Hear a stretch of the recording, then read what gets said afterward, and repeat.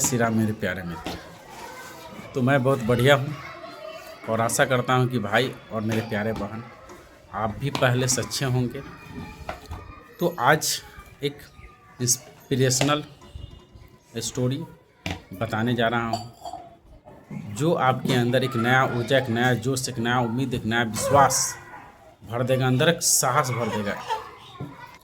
तो हम भी बचपन में यह खेला करते थे, खेल आप भी खेले होंगे कि जब हम लूडो छक्का खेलते थे तो क्या होता था कि हम लोग उम्मीद रखते थे, आशा रखते थे, विश्वास रखते थे, है ना, टुनटुना कर फेंकते थे कि छक्का आ जाए, छौ गिर जाए। लेकिन होता था कुछ अलग, मतलब एक गिर जाता था या तो दो गिर जाता था। तो आदमी आशा लगा के रखता है कि छौ गिरेगा, लेकिन एक गिर जाता था। तो हम लोग क्या करते थे, उस समय एक को भी चलना पड़ता था, है ना। तो उसी तरह से लाइफ में हर आदमी अच्छा आशा लगा के रखा है, हर चीज़ आशा लगा के रखा है। लेकिन आपके साथ गलत परिस्थिति भी आ जाता है, गलत हो भी जाता है, तो आपको चलना पड़ता है, सहना पड़ता है, आगे बढ़ना पड़ता है ना। उसको सीख कर, उस कष्ट से सीख कर, झेल कर, इंस्पायर होकर आगे बढ़ना ही पड़ता है और अपने जीवन को बेहतर बनाना ही पड़ता है। कभी कभी ऐसा भी होता था कि आप लूडो छक्का में, है ना, लास्ट तक पहुंच गए हैं, जो कानी ना होता है, उसके बाद आप, है ना, अंदर हेलते घर में लाल होने के लिए। तो वहाँ से भी क्या होता है कि कोई काट देता था, यानी मार देता था, और फिर से शुरू हो जाता था भाई कि घर में गुटी जाएगा, फिर से शुरू होता था। तो ऐसा भी होता है कि आप बहुत कोशिश करते हैं, है ना, हम लोग बहुत कोशिश करते हैं, लेकिन पता चलता है कि आखिरी, है ना, मुंह के कवर तक से भी छीना जाता था। अंदर आप घर में लाल होने जा रहे थे और आखिरी टाइम पर भी, है ना, ऐसा कुछ हो जाता था जिससे कि आप कट जाते थे। तो ऐसा भी लाइफ में भी होता है कि आपके पास सब चीज़ सही हो रहा है, एक बाइक ऐसा चीज़ हो जाता है कि आप फिर से शुरू करना पड़ता है। तो लाइफ भी एक तरह की, है ना, लूडो छक्का की तरह है। लेकिन हम लोग वहाँ पर बड़ा प्यार से खेल लेते थे, लेकिन लाइफ को, है ना, समझ नहीं पाते हैं, डर जाते हैं। तो यह एक अनुभव है जो हम लोग पहले कर चुके हैं, लेकिन लाइफ में इस तरह से हो रहा है तो बर्दाश्त नहीं हो रहा है। लेकिन इसी का नाम है भाई स्ट्रगल इज लाइफ, यानी जीवन में आपको संघर्ष तो करना ही पड़ेगा। जैसे कोई भी चीज़ बहता है तो उसको संघर्ष करना ही पड़ता है। आप कोई भी चीज़ देख लो, है ना, जो बहता हो, नदी हो या तो ब्लड हो या तो हवा हो, हर चीज़ अपने गति, अपने जगह पर गतिमान है, या तो एक जगह से दूसरे जगह गति कर रहा है। यही जीवन का प्रवाह है, जीवन परिवर्तन का नाम है भाई।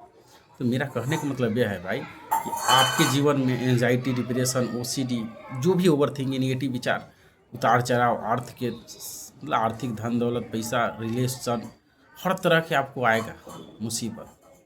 लेकिन आपको उस मुसीबत से लड़कर, उससे सीखते हुए अपने आप को बेहतर बनाकर खुद के लिए दीपक और लोगों के दिल में जगह बनाना ही पड़ता है। मेरा कहने का मतलब यह है कि जीवन युद्ध है। जो महाभारत में हम लोग देखे हैं या सुने होंगे कि अर्जुन जब महाभारत यानी कुरुक्षेत्र में रहते हैं तो दोनों पक्षों के देखना चाहते हैं कौन क्या है।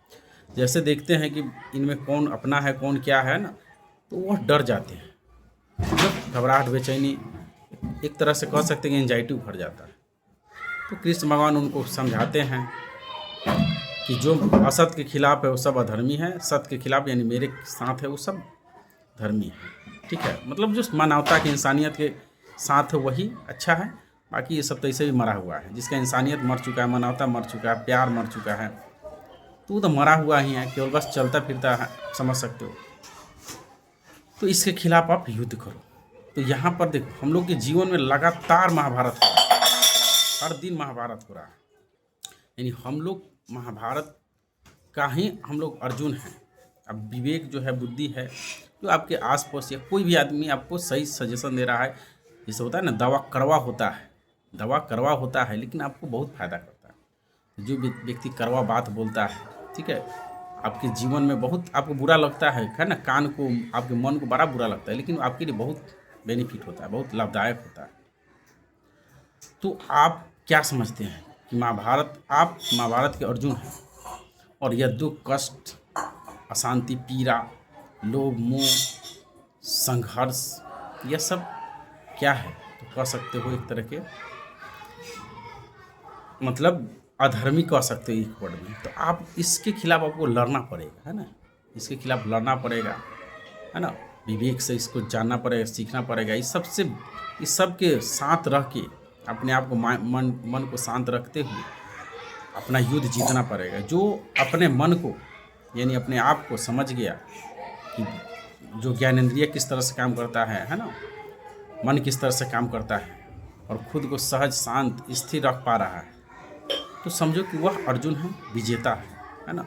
इसीलिए लड़ाई यानी संघर्ष कह सकते हो, युद्ध है।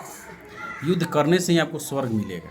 अगर आप युद्ध नहीं करते हो तो इसे भी हार जाते हो, और युद्ध ही स्वर्ग के रास्ता है। स्वर्ग क्या है भाई? स्वर्ग क्या है? कोई जगह है? नहीं। नरक क्या है? कोई जगह है? नहीं। जो अपने इस खोपड़ा को यानी शरीर कह सकते हो, बॉडी को, जो प्रेजेंट टाइम में अपने मन की अवस्था को शांत रख रहा है, खुश रख रहा है, सहज रख पा रहा है, सरल है ना, हर परिस्थिति में शांत होते हुए उसको मतलब भगवान का आशीर्वाद, गुरु, शिक्षक, जो कष्ट पीड़ा जो भी उसको एक है ना सीखने की तरह भावना से सीख रहा है, उसको झेल रहा है, हर परिस्थिति में शांत है, लेकर आत्मा मन शांत है, वही समझो कि स्वर्ग में है। यानी इस अवस्था में स्वर्ग है। और जो व्यक्ति हमेशा शांत है, डरा हुआ, भयभीत, क्रोध, ठीक है, एंजाइटी कह सकते हो, डरा हुआ है ना, अशांत है, तो उसको है ना समझो कि इस अवस्था में ही नरक का है ना भोग रहा है। तो स्वर्ग और नरक कोई जगह नहीं है, बस मन की अवस्था है।